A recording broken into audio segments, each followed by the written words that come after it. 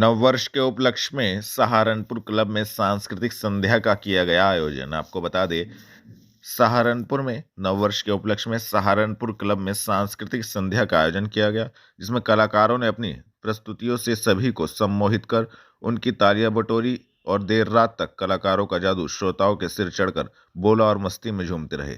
जिलाधिकारी आवास रोड स्थित सहारनपुर क्लब के सभागार में नववर्ष के उपलक्ष्य में सांस्कृतिक संध्या का आयोजन किया गया। मेरा नाम ज्योतिबीर सिंह है। मैं सहारनपुर क्लब में जॉइंट सेक्रेटरी हूं और मैं धन्यवाद देता हूं सहारनपुर क्लब के सदस्यों को, जिन्होंने इस इलेक्शन में अपना क्लियर मैंडेट देके पूरी टीम को जितवाया है। और आज 15 दिन बाद हमने ये नववर्ष की शुभकामनाओं के साथ नववर्ष का जो हर साल की भांति प्रोग्राम होता है वो किया है।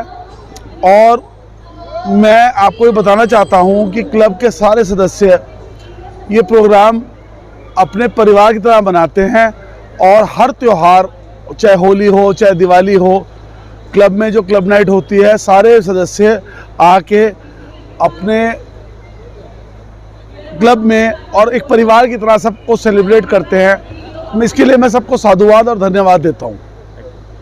ये कार्यक्रम में क्या कहना चाहिए? मैं हेमंत जोशी, सेक्रेटरी सहारनपुर क्लब। और ये चुनाव के बाद और चार्ज लेने के बाद ये मेरा पहला कार्यक्रम है। ये न्यू ईयर का हमारा कार्यक्रम होता है रेगुलर, लेकिन ये 3 तारीख में आयोजन किया जा रहा है इसका। और मेरे ख्याल से आपने देखा ही होगा कि भव्य आयोजन हुआ है इसका। और आप भी बताएंगे इसमें कि कैसा लगा आपको। बाकी पब्लिक तो सब ठीक ही बता रही है। और ये आयोजन इस तरीके से होते रहेंगे और नए नए कार्यक्रम चलते रहेंगे। और जो भी लोगों ने मेरे ऊपर एक भार रखा है इस वाली बात का, जीत का, जो बहुत बड़ी मात्रा से हुई है, तो उसके बारे में मैं ये कहना चाहूँगा, उसका पूर्ण तरीके से पालन होगा और किसी को निराश नहीं किया जाएगा। Thank you. नेत्रहीनों की शिक्षण पद्धति के आविष्कारक डॉक्टर लुईस ब्रेल के जन्म दिवस 4 जनवरी ब्रेल दिवस के अवसर पर नेत्रहीन एवं विकलांग कल्याण शिक्षण संस्थान चंद्र विहार कॉलोनी गंगोह रोड पर नेत्रहीनों के द्वारा विभिन्न प्रकार के गीत, संगीत, ब्रेल प्रतियोगिताएं एवं खेल प्रतियोगिता का आयोजन किया गया। कार्यक्रम का शुभारंभ विद्यालय में आए महापौर डॉक्टर अजय सिंह, रणवीर सिंह चौधरी, अध्यक्ष उत्तराखंड राजकीय कर्मचारी सहकारी आवास समिति देहरादून मानवाधिकार जागृति संगठन के अशोक पुंडीर, कुलदीप सिंह, अश्वनी राठौर, गौरव गाबा, अध्यक्ष anti corruption foundation of India, Surendra Gaba, Narendra Gaba आदि के द्वारा डॉक्टर लुईस ब्रेल के चित्र पर माल्यार्पण कर किया गया। 4 जनवरी डॉक्टर लुईस ब्रेल के जन्म दिवस को नेत्रहीन समाज में बहुत धूमधाम से मनाया जा रहा है। और आज हमारे नेत्रहीन एवं विकलांग कल्याण संस्थान में भी नेत्रहीनों के द्वारा विभिन्न प्रकार के रंगारंग एवं सांस्कृतिक कार्यक्रम प्रस्तुत किए गए हैं। और डॉक्टर लुईस एक ऐसी शख्सियत थे, इन्होंने नेत्रहीनों को ब्रेल लिपि का जो वरदान दिया है, उससे ये नेत्रहीन समाज में समरसता की भावना लाते हुए अग्रशील है, देश के लिए अपना योगदान दे रहे हैं। ठीक है। आज हमारे मेयर साहब हैं और चौहान साहब हैं, हमारे डॉक्टर अजय सिंह जी हैं, मेयर साहब हैं, कुछ मानवाधिकार आयोग के लोग हैं। तो समाज के सारे तबकों से जुड़े हुए लोग हैं, पत्रकार बंधु हैं। धन्यवाद आपका। धन धन श्री गुरु ग्रंथ साहिब की सरपरस्ती में तथा पंच प्यारों की अगुवाई में साहिब श्री गुरु गोविंद सिंह महाराज के प्रकाश पूर्व के उपलक्ष्य में एक महान नगर कीर्तन का आयोजन किया गया। नगर कीर्तन पंजाबी गुरुद्वारा गौशाला रोड से प्रारंभ होकर मोरगंज, शहीदगंज, नेहरू मार्केट, भगत सिंह मार्ग, घंटाघर, अंबाला रोड से होता हुआ गुरुद्वारा श्री गुरु सिंह सभा पर संपन्न हुआ। जगह जगह श्रद्धालुओं ने स्टॉल लगाकर प्रसाद वितरित किया। हकीकत नगर स्थित कार्यालय पर अति दलित हिताय संस्था के द्वारा किया गया सम्मान समारोह आयोजित दी जानकारी।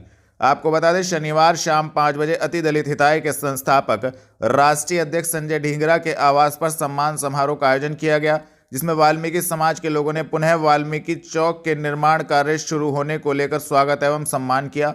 इस अवसर पर आयोजित कार्यक्रम में लोगों को राष्ट्रीय अध्यक्ष द्वारा संबोधित किया गया। क्या कहना चाहेंगे इसके बारे में? सम्मान तो ये ना केवल अति दलित हिताय संगठन का या मेरा है, पूरे समाज का सम्मान है ये, जिनके एक ऐतिहासिक चौक मिलने का कार्य हुआ है, जिसे हमारी दी गई तिथि के अनुसार, जो कि 1 महीने पूर्व से ही पहले स्टार्ट कर दिया गया, जो कि 6 तारीख को दी गई अवधि थी और 3 तारीख को मेयर साहब ने इसे प्रारंभ कर दिया। हमारी आस्थाओं को समझा, वाल्मीकि समाज की आस्थाओं को समझा, उनका आभार धन्यवाद व्यक्त करते हैं। इसके लिए पूरा समस्त वाल्मीकि समाज इसका आभार है। पूरे समस्त वाल्मीकि समाज में जब खुशियों की लहर है, इस टाइम खुशी का माहौल है कि हमारे इष्ट, हमारे ईश्वर, हमारे हिंदुत्व की पहचान, हमारे रामायण रचयिता भगवान वाल्मीकि जी के चौक का आरंभ कर दिया गया है। इसके लिए समस्त वाल्मीकि समाज को बधाई। समस्त हमारे जो भी इसमें योगदान, हमारे नगर निगम का, मेयर का, अपर आयुक्त का, नगर आयुक्त का, हमारे वीसी साहब का जो भी इसमें सहयोग रहा है, सभी का मैं आभार व्यक्त करता हूं। और हमारी आस्थाओं को ध्यान में रखते हुए उन लोगों ने इन सब चीज़ों पर कार्य किया है, मैं उनका दिल से आभार व्यक्त करता हूं इस चीज़ के लिए। कोर्ट रोड स्थित कार्यालय पर सहारनपुर टैक्स बार एसोसिएशन के वार्षिक चुनाव के नामांकन प्रक्रिया संपन्न। आपको बता दें, सहारनपुर टैक्स बार एसोसिएशन की वर्ष 2025 की नई कार्यकारिणी के लिए नामांकन की प्रक्रिया शनिवार शाम 5 बजे कोर्ट रोड स्थित कार्यालय में दोनों चुनाव अधिकारी जगविंदर सिंह अरोड़ा और हरीश अग्रवाल की देखरेख में संपन्न हुई। उन्होंने बताया कि चुनाव अध्यक्ष, महासचिव, कोषाध्यक्ष के 1 पद के लिए तथा उपाध्यक्ष, सचिव के 2 पदों के लिए होगा। पूरी स्पीड है जी बस आज किस चीज़ का नामांकन हुआ? आपका नाम? मेरा नाम जसविंदर सिंह अरोड़ा एडवोकेट है। मुझे सहारनपुर टैक्स बार एसोसिएशन के द्वारा इस वर्ष 2025 के चुनाव संपन्न कराने के लिए चुनाव अधिकारी के रूप पर नियुक्त किया गया है, जिसके संबंध में आज हमारी नामांकन की प्रक्रिया चल रही है और जिसका समय सुबह 11 बजे से लेकर 3 बजे तक था। और हमारे यहाँ जो 7 पद हैं, 7 पद पर हमें नामांकन प्राप्त हो गए हैं और जिसकी अब स्क्रूटनी की प्रक्रिया और वो सोमवार को जारी रहेगी और इसके पश्चात 7 तारीख के हमारे इलेक्शन की प्रक्रिया आरंभ हो गई। इस पूरी प्रक्रिया को संपन्न कराने के लिए मेरे सहयोगी हरीश अग्रवाल जी मेरे साथ ही मौजूद हैं, मेरे बगल में खड़े हुए हैं। और हमारे यहाँ टोटल 7 पद हैं, जिसमें 1 पद अध्यक्ष के लिए, 2 पद उपाध्यक्ष के लिए, 2 पद सचिव के लिए, 1 पद ट्रेजरार के लिए और 1 पद कोषाध्यक्ष के लिए रखा गया है। सभी पदों पर हमें नाम प्राप्त हो गए हैं। अध्यक्ष पद पर श्री शिशिर वत्स जी का नाम प्राप्त हुआ है, उपाध्यक्ष के लिए श्री रविंदर गांधी जी और श्री खालिद खान जी, महासचिव पद के लिए श्री धर्मेंद्र गहलोत, सचिव पद के लिए मोहम्मद याहिया, मोहम्मद कादिर और कोषाध्यक्ष पद पर हमारे श्री शिवम बजाज जी का नामांकन प्राप्त हुआ है। सदर तहसील परिसर में उत्तर प्रदेश लेखपाल संघ ने लेखपालों को साजिशन फंसाए जाने के मामले को लेकर दिया धरना। आपको बता दें, सदर तहसील परिसर में अध्यक्ष नीरज कुमार पुंडीर के नेतृत्व में उत्तर प्रदेश लेखपाल संघ के सभी लेखपाल शनिवार दोपहर 2:30 बजे एकत्रित हुए और धरना दिया। लेखपालों का कहना था कि उनको साजिशन झूठे मामलों में फंसाया जा रहा है, जिसके विरोध में उन्होंने धरना दिया है। लेखपालों के धरने को उत्तर प्रदेश राजस्व निरीक्षक संघ ने समर्थन दिया। लेखपालों ने कहा कि उत्पीड़न बर्दाश्त नहीं किया जाएगा। नमस्कार, मेरा नाम नीरज कुमार पुंडीर, मैं लेखपाल संघ तहसील अध्यक्ष हूँ सहारनपुर से। आज का धरना प्रदर्शन देखिए, हमारे लेखपाल संघ की जो प्रदेश कार्यकारिणी है उसके दिशा निर्देशों अनुसार लेखपालों द्वारा 1 दिवसीय धरना दिया जा रहा है। इसके पीछे मेन कारण ये है कि पिछले कुछ समय से लेखपालों के साथ उत्पीड़नात्मक कार्रवाई हो रही है, विशेष तौर से विजिलेंस टीम द्वारा फर्जी मामलों में फंसाया जा रहा है लेखपालों को। खासकर शिकायत नहीं करता, उसके बावजूद लेखपाल की जेब में जबरदस्ती पैसा डालकर और उसको फर्जी तरीके से ट्रैप किया जा रहा है, मुकदमे दर्ज किए जा रहे हैं, जेल भेजे जा रहे हैं। अब बाद में अगर वो छूटता भी है, लेकिन जो उसके कलंक लग जाता है उस पर लेखपाल में पूरी उम्र के लिए होता है, तो इससे बड़ा लेखपालों का मानसिक और पारिवारिक भी वो आती है समस्या। और ये कई घटनाएं होली, इसमें एक तो भूमिका सबसे ज्यादा है जो एंटी करप्शन ब्यूरो की है और हमारा प्रशासन भी उसमें लीपापोती का काम करता है। अभी कुछ समय पूर्व में एक जिले में हमारे एक लेखपाल साथी की हत्या हुई, एक नरकंकाल बरामद दिखाकर बता दिया गया कि ये इनकी मृत्यु हुई, जबकि उनके परिजनों का दावा था कि उन्होंने कोई घोटाले को उजागर किया है, तो इस वजह से उनकी हत्या कर दी गई। और कल परसों गाजीपुर में ऐसी एक लेखपाल के जेब में जबरन पैसे डालकर उसको फंसाया गया, उसको ट्रैप किया गया कि इसने पैसा लिया है, जबकि सैकड़ों लोग मौजूद थे उस स्थल पर जहां पैमाइश करा, जहां उसकी जेब में जबरन पैसे डाले गए। वो सब लोग ये कह रहे हैं कि नहीं, इन्होंने कोई पैसा नहीं लिया।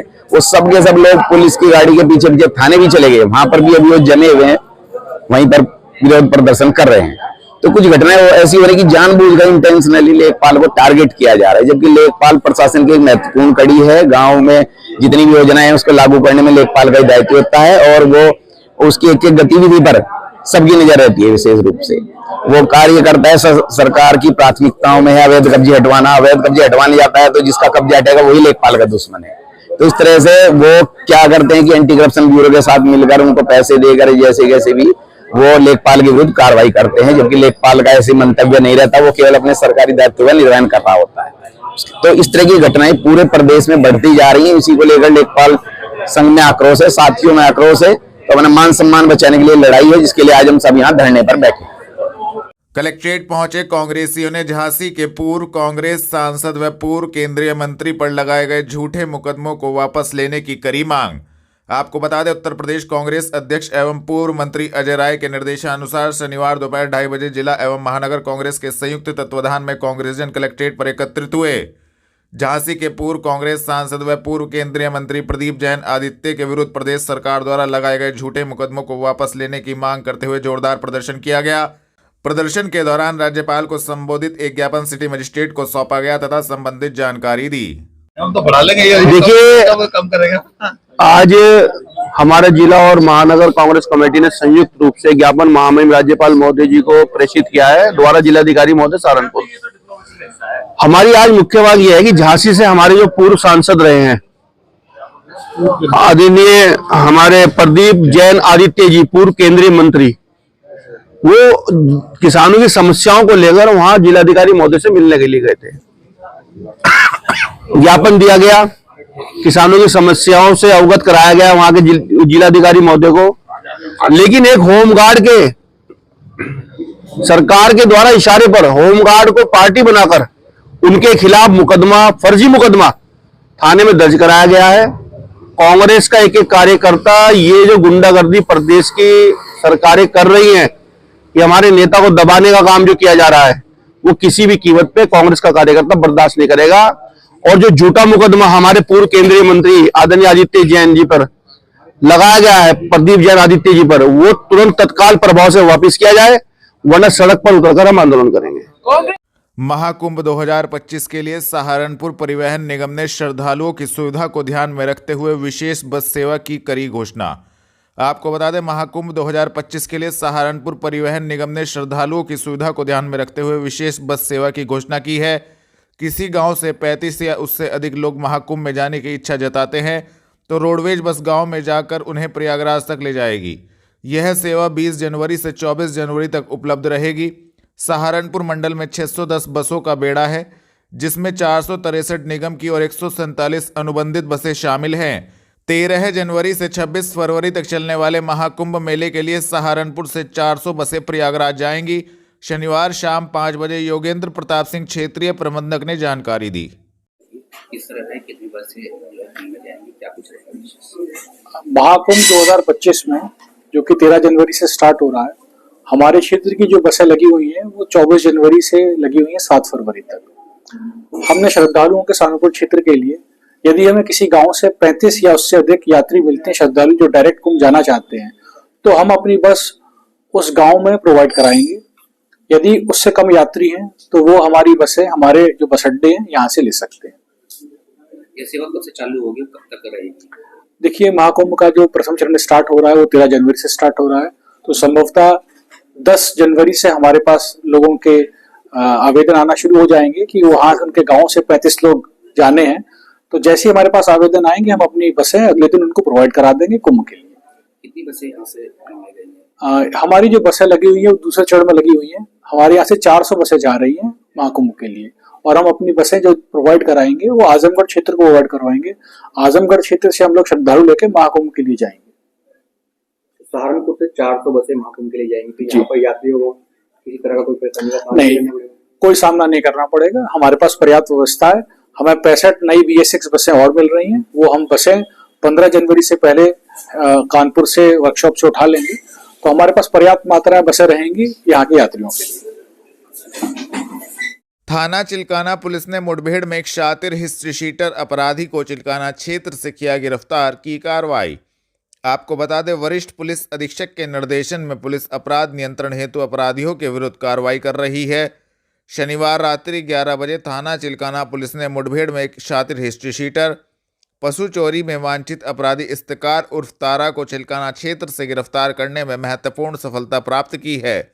घायल अभियुक्त को अस्पताल में भर्ती कराया गया है एवं अन्य आवश्यक विधिक कार्रवाई की जा रही है। जनपद में शीतलहर, तापमान गिरने से बड़ी ठंड, आसमान में छाए बादल, कोहरा, न्यूनतम तापमान पहुंचा 9 डिग्री तक। आपको बता दें, उत्तर भारत के कई हिस्सों की तरह सहारनपुर में भी शीतलहर ने दस्तक दे दी है। आसमान में बादलों की मौजूदगी और ठंडी हवाओं ने सर्दी का प्रभाव और बढ़ा दिया है। सड़कों पर सन्नाटा पसरा हुआ है। केवल बहुत जरूरी कामों के लिए ही लोग बाहर निकल रहे हैं। मॉर्निंग वॉक पर भी लोगों की संख्या में भारी कमी देखी जा रही है। डॉक्टर प्रवीण कुमार, मुख्य चिकित्सा अधिकारी, ने शनिवार शाम 6 बजे ठंड से बचाव के लिए लोगों को जागरूक किया तथा संबंधित जानकारी दी।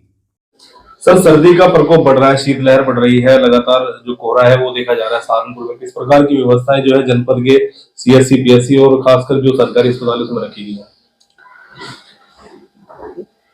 सर्दी को देखते हुए सभी सीएससी, पीएससी या जिला अस्पताल में सब प्रचुर जो है ना व्यवस्था की गई है, जिसमें कि उनके लिए कंबल की व्यवस्था है, साथ में हीटर की व्यवस्था है।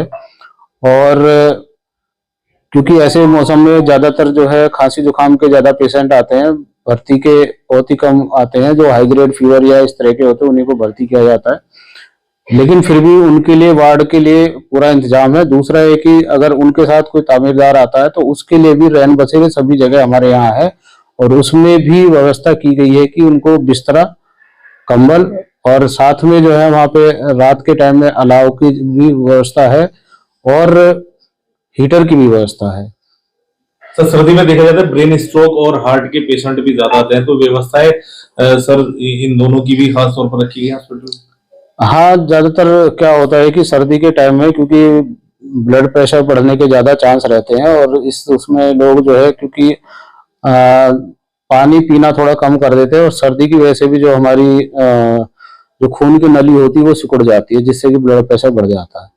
तो ये बात सही है कि इसमें कई बार स्ट्रोक या हार्ट अटैक के चांसेस ज्यादा रहते हैं। तो इसमें बचाव यही है कि समय समय पे जो है तरल गर्म पदार्थ लेते रहें, और सर्दी से बचाव के लिए एक्स्ट्रा कपड़े पहने। जब सुबह का टाइम जो होता है, जैसे 5 बजे से 7 बजे या 4 बजे का जो समय होता है, उस टाइम क्योंकि सर्दी बहुत ज्यादा होती है और टेम्परेचर बहुत डाउन होता है, तो ऐसे में बिस्तर से कम ही निकले। जिनको ज्यादा ही जरूरत है वही निकले, बाकी प्रचुर मात्रा में कपड़े पहन के तभी जो है ना बाहर निकले।